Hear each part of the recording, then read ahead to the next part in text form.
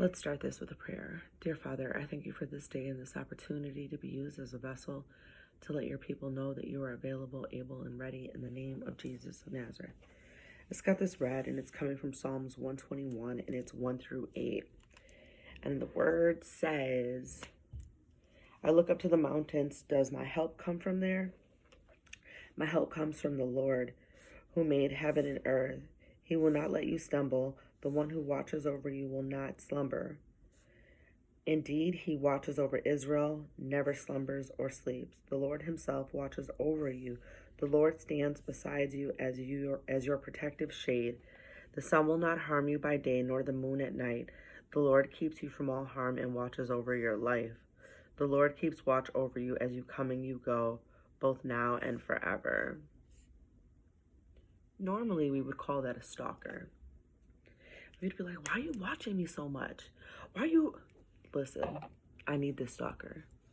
I need him to watch when I get up, when I get down, when I move, when I come, like when I go, like I need all of that.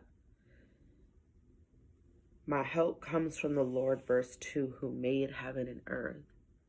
See, and I think a problem is a lot of people want to put this onus on like so-and-so needs to help me because they're the government, they're the police, they're the doctors, they're the teachers, they're service people.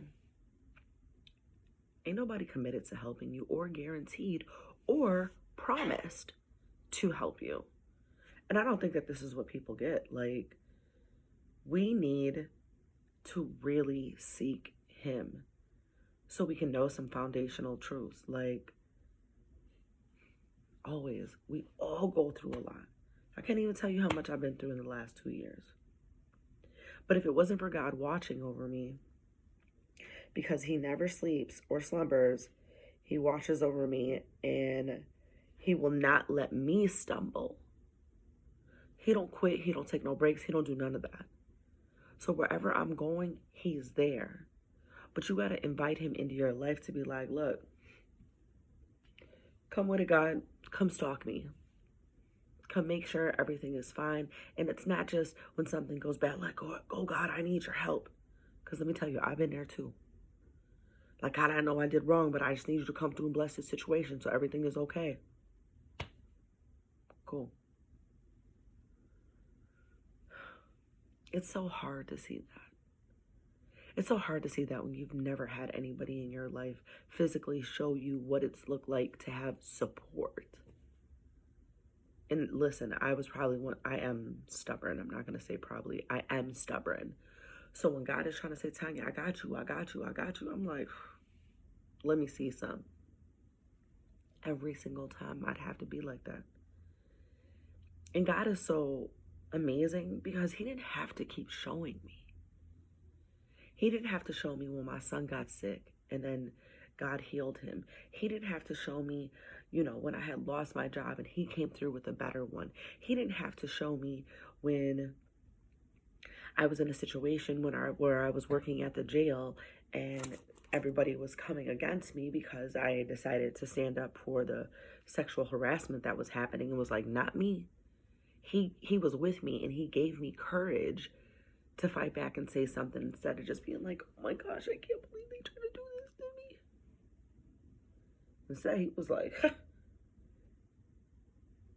had me being like, they try to do this to me? See, there's a big difference. One is, being a coward in a situation because you don't have the strength and the know-how to get through. And the other one is confidence. C to C. You know what I'm saying?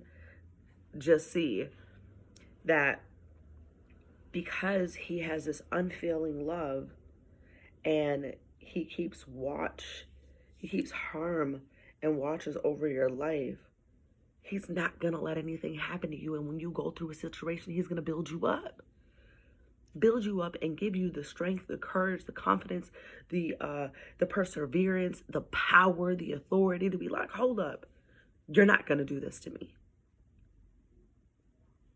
That sounds appealing. But after me seeing him do this time and time again, year in, year out, decade in, decade out, I had to get to a point where it's like, okay, God, no matter what, I got to do what you call me to do. And this is what he called me to do. He called me to share my relationship that I have with him with somebody else, because a lot of people have a problem with this Bible. And they're just the basic instructions before leaving earth. It's just God saying, look at what I've done with other people. Now come and have this relationship so you can realize it personally and live it practically. Some people don't know who wrote all the Psalms. I'm not going to sit here and argue with you. Cool, you don't know. A lot of people wrote books after somebody died. Cool, right? Ultimately, it's Jesus, Yeshua, who died for us, and he wasn't reading anything from the New Testament. Everything was from the Old Testament that was talking about him. But it's him himself that says, I am the way, the truth, and the life, and that no one can get to the Father except through me. And that's really what it is. So to have a better relationship with God, I'd rather chill with Yeshua. I'd rather chop it up with him. I'd rather spend my time with him to a point where I'm not like jaded by what's going on, because I know what my reality is. Time is short. He's coming back quick, and you got to be in a position where it's like you done had a relationship with him. So he's not going to pass over on you like, nah, you was one of the people that was like, oh, yeah. But in your heart, you never knew me. You never changed. You never felt compassion for my people. And that's the difference when God is with you, when he allows no harm to come to you, when he don't sleep on you. Everybody in the world is going to sleep on you at one point or another, because we're people and we can only hold so much. You think somebody is just going to be walking around like, oh yeah, I got you. Who got them? Who? Right. The Lord himself watches over you. The Lord stands beside you as your protective shade. So if I got a protective shade, you definitely see me in a different light, right? These rays, the rays of life, the rays of whatever can harm you. But that protective shade, what does it offer? Shelter, the right temp, the ability to move without being, burnt by everything that's coming your way. And also putting up like a barrier between you and other people. Because some people will be so dazed by the light that they won't be able to see your shade. Or the shade that covers you, the protective shade that covers you. You don't get this. This is God.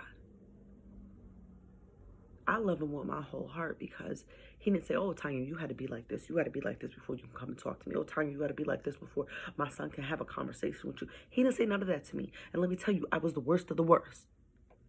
And if the world would have had me right now, the world would have loved me. Because it's truth all day long. It would have been a lot more vulgar and raunchy and rancid and despicable. It wouldn't have been no good anyway, right? But the Lord keeps you from all harm and watches over your life. The Lord keeps watch over you as you come, as you go, both now and forever. And that's Psalms 121. There ain't nobody like him. Nobody. And I just encourage you to have a relationship with him, to talk to him. Not your pastor, not anybody else, because can't nobody get you to this relationship but you.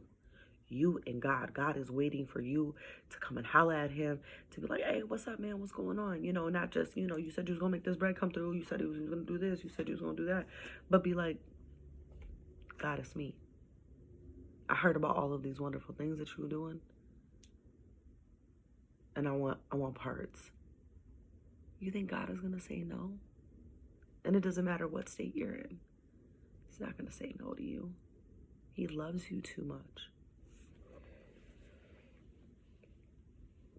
My help comes from the Lord who made heaven and earth, all day, every day, until the day that I die. There is no one that you should fear on the face of this earth. There's no situation that should have you like knotted up inside. None of that. When you know him, you know that you got a guaranteed promise to never be left alone, to never be unprotected, to not be shot up by all these weapons that are forming, to try to take you out. And God just wants to have a relationship with you. Holla at him.